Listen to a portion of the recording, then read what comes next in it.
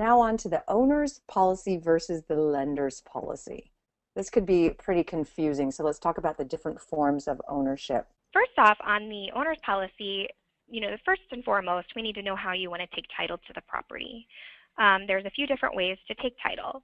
Obviously, if you're purchasing the property as an individual, you can go into title as an individual. That's probably the easiest way forget I said the easiest way. That is the most common way as an individual. If you wanted to take title with another person, there's two options. You can take title as joint tenants with rights of survivorship or tenants in common. Joint tenants with rights of survivorship would be an example of if I were to go into title with a sibling and God forbid something were to happen to my sibling, I would then inherit their 50% of the property. If I were to go into title as tenants in common with my sibling, if something were to happen to my sibling, then the 50% ownership that they have in the property will be passed on to their heirs. So those are the differences between joint tenants with rights of survivorship and tenants in common. Tenants by the entireties is basically just husband and wife. So obviously with a husband and wife in title, the 50% ownership just passes to the spouse after one of the spouses are deceased. Okay, now don't most couples choose the joint tenants with rights of survivorship, or do they usually choose the tenants by the entireties? Most commonly, joint tenants with rights of survivorship is what is used. All right, so understanding the policy terminology, that is always the challenge when it comes to any contract, let alone insurance. So let's go down this list.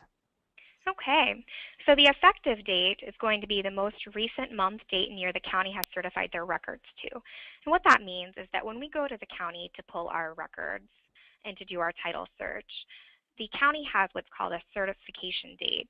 And that date may not be the date that we're there doing our research. They may have only gotten their documents recorded to a point, a week or two in the past. So that is what we use as the effective date, because anything that was recorded after that date, obviously we're not going to find when we're at the courthouse. So that is what the effective date is.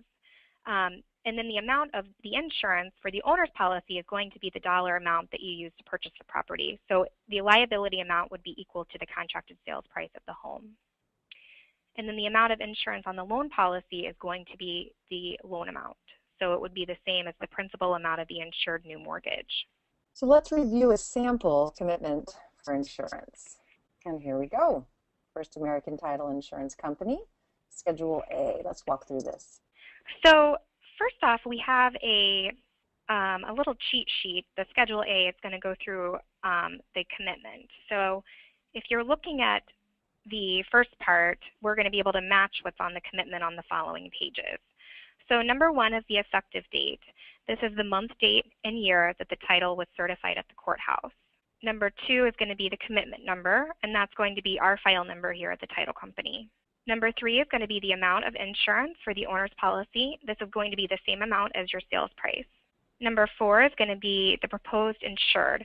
This is how you are planning to take title. So if you're going in title as an individual, it will have your individual name. And if you're going in title with another person, it would be both names, and then whether or not you're going to take title as joint tenants with rights of survivorship or tenants in common. Or it can be a husband and wife, who will then be entitled as tenants by the entirety. Okay. Number five is the amount of insurance if you're getting a loan. So this is for the loan policy, and that amount would be the same as the loan amount. Number six would be the proposed insured for the loan. This will be the same as the lender name. So if you're getting a loan, for instance, through Wells Fargo, it's going to say Wells Fargo Bank there.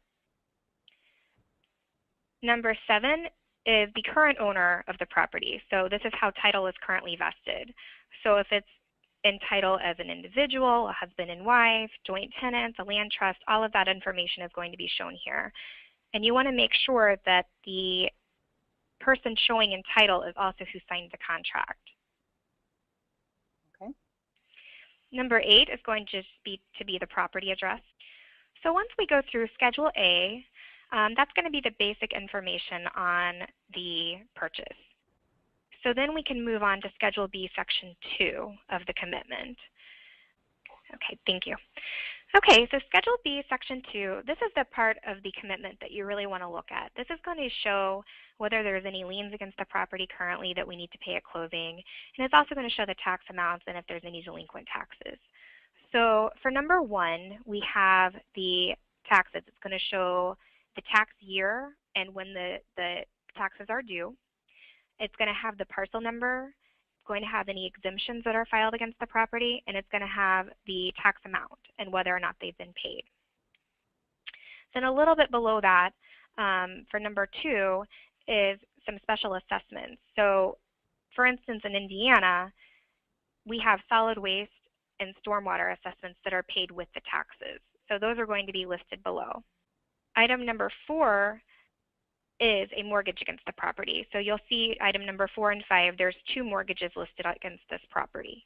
So anytime that you are reviewing your title commitment, you're always going to start with the taxes, and then below that, there will be mortgages listed if there are any mortgages. And then below that will be any judgments. This particular commitment that we're reviewing does not have any judgments against the property. And then if we move on to the next page, it will have the legal description of the property. And again, this is just a sample. So following the legal description is going to be our privacy policy. And that is how to go through the title commitment. Great. Well, Laura, thank you so much for joining us here today for the Real Wealth Investor Academy. And we really appreciate you taking the time to explain this to us. Thank you. All right. Well, if you have any questions and comments, please enter them below. We'll be sure to get them to you.